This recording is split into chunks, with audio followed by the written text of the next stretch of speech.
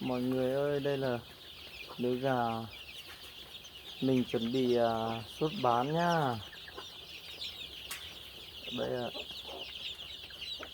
Đây là lứa gà mà mình chuẩn bị bán đây. Thứ này là được hơn 3 tuần rồi,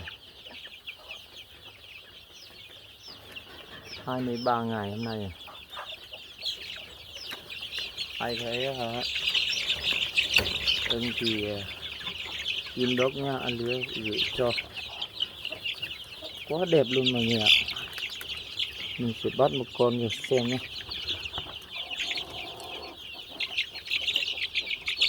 Đây.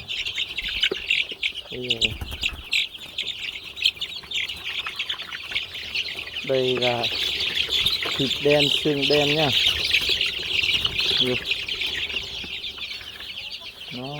Mình hay bắt cho nên nó sợ lắm, không nhìn thấy rõ nhỉ. Đây là lứa to, còn một lứa nhỏ ở đây nhé mọi người ạ. Đây lứa này là được